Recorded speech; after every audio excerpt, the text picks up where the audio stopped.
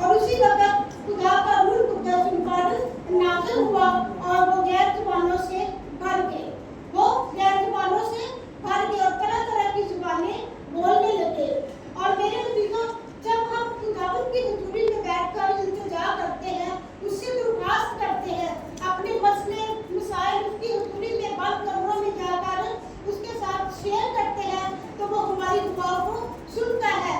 जब मेरा यीशु यहाँ आसमान पर जा रहे थे तो उन्होंने अपने शागिर्दों से एक वादा किया था कि मैं जाता हूँ और तुम्हारे लिए एक मददगार भेजूंगा। और मददगार कौन था? रूह कुद्दस। जैसे हम पानी का बपतिस्मा लेते हैं, वैसे ही हमें रूह कुद्दस का बपतिस्मा उस वक्त हुआ जब पेंटिकॉस्ट का दिन था और सारे 120 की जमात जो एक कमरे में बंद थी और खुदा की हुज़ूरी में ठहरे हुए थे। वहाँ पर खुदा ने अपने रूह को वहाँ पर नाज़िल किया और जब रूह से वो भर गए तो वो तरह तरह की ज़ुबानें बोलने लगे। और हम देखते हैं कलामी मुक़द्दस में पतरस के बारे में, जब पतरस यीशु मसीह अभी पकड़वाए नहीं गए थे तो पतरस यीशु से अपनी मोहब्बत का इज़हार कर रहा था कि मैं तेरे लिए मरने के लिए भी तैयार हूँ, मैं ये भी करूँगा वो भी करूँगा। लेकिन यीशु क्या था? खुदा का बेटा था, वो सब कुछ जानता था, वो हर एक के दिलों को जानता था। और यीशु ने उससे कहा कि आज रात तू 3 बार मेरा इनकार करेगा।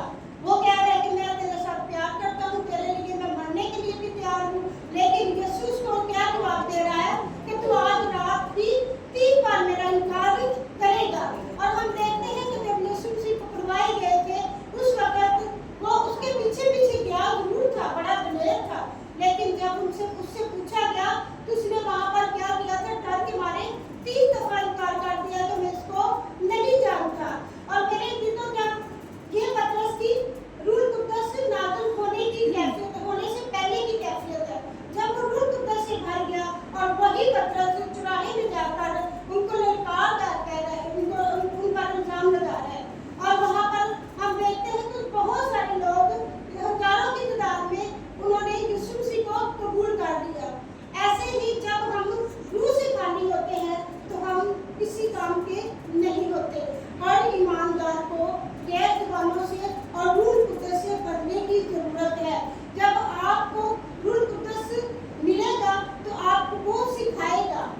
बाइबल मुक़द्दस में उसको रूह कुद्दस को उस्ताद भी कहा गया है, रहनुमा भी कहा गया है और वो वकील भी है। वो खुदा की हुज़ूरी में खड़ा होकर हमारी शिफायत करता